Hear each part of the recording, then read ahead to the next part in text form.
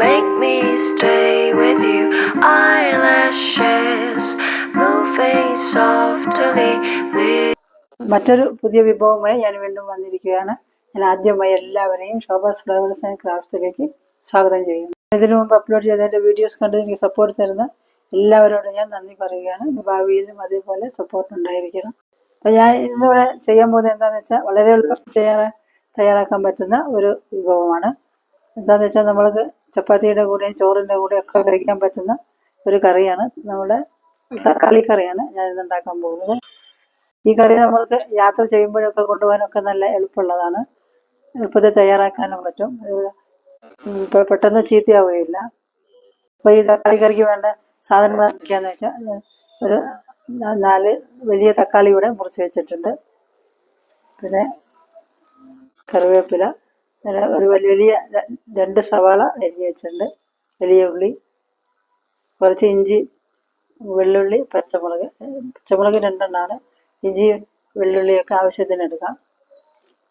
പിന്നെ കുറച്ച് മല്ലിപ്പൊടി, കുരുമുളക് പൊടി, മഞ്ഞൾപ്പൊടി, മുളക് കുറച്ച് അരച്ചത്, മുളക് പൊടി എടുക്കാം.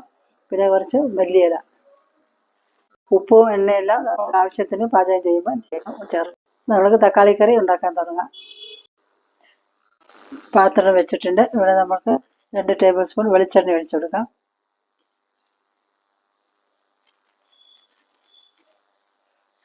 ഇവിടെ ചൂടായിട്ട് നമുക്ക് 1/2 ടീസ്പൂൺ കടുക് ഇട്ട് കൊടുക്കാം. ഈ കടുകിൻ്റെ കാര്യം നേരത്തെ പറഞ്ഞിരുന്നില്ല.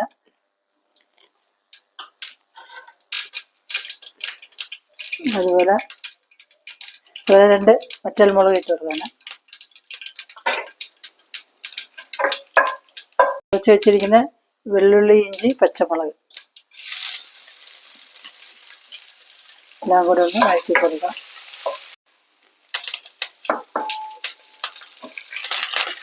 വെച്ചിരിക്കുന്ന വലിയ ഉള്ളി, സവാള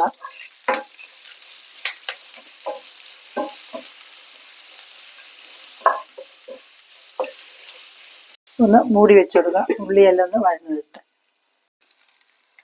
നമുക്ക് മൂടി തുറന്നു നോക്കാം. ഉള്ളി അധികം ചുവപ്പ് കളറൊന്നും ആവേണ്ട ആവശ്യമില്ല.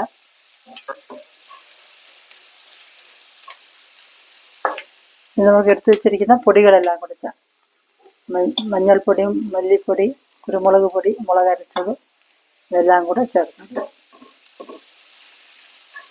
ഇതിന് ഉപ്പ് ചേർക്കും.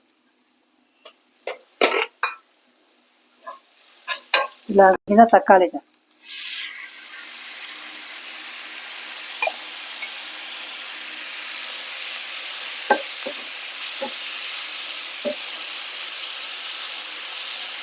നമുക്കിത് ചോറിൻ്റെ കൂടെ, ചപ്പാത്തിയുടെ കൂടെ, റൊട്ടിയുടെ കൂടെ ഒക്കെ കഴിക്കാൻ നല്ലൊരു കറിയാണിത്.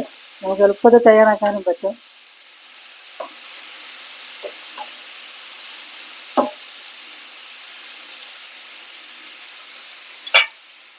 മൂടി വെക്കും.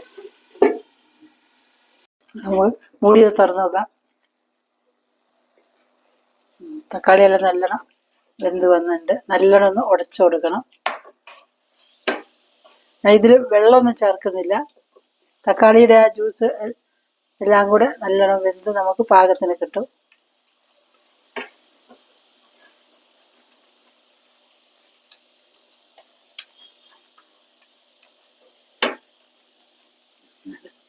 ഞാൻ ഇതിലേക്ക് അവസാനമായിട്ട് 1 ടീസ്പൂണ് നമ്മുടെ സാമ്പാർ പൊടി അത് ചേർക്കണം. അത് വേണമെങ്കിൽ ചേർത്താൽ മതി. ഞാൻ ചേർത്ത് കൊടുക്കാണ്.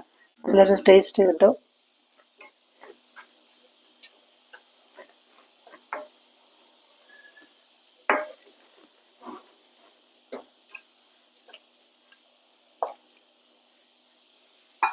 നമുക്ക് അരിഞ്ഞ് വെച്ചിരിക്കുന്ന കുറച്ച് മല്ലിയില ഇതിൽ ചേർത്ത്.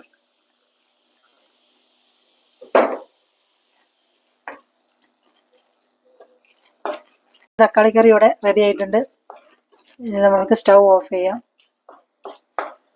വളരെ പെട്ടെന്ന് നമുക്ക് തയ്യാറാക്കാൻ പറ്റുന്ന ഒരു കറിയാണിത്. നല്ല ടേസ്റ്റി ആയിട്ടുള്ളൊരു തക്കാളി കറി. ഇനി നമുക്കിത് സർവിങ് ഡിഷിലേക്ക് മാറ്റാം.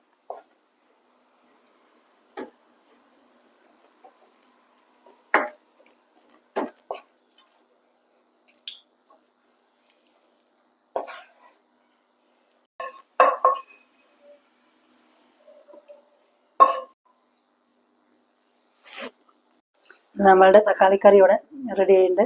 നമ്മൾ കുറച്ച് മല്ലിയില വെച്ചൊന്ന് അലങ്കരിച്ച് കൊടുക്കാം.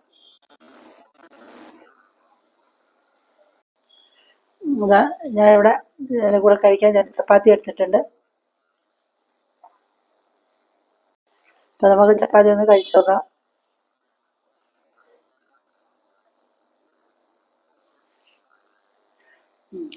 നല്ല ടേസ്റ്റ് ഉണ്ട്. ഉപ്പും പാകത്തിനുണ്ട്.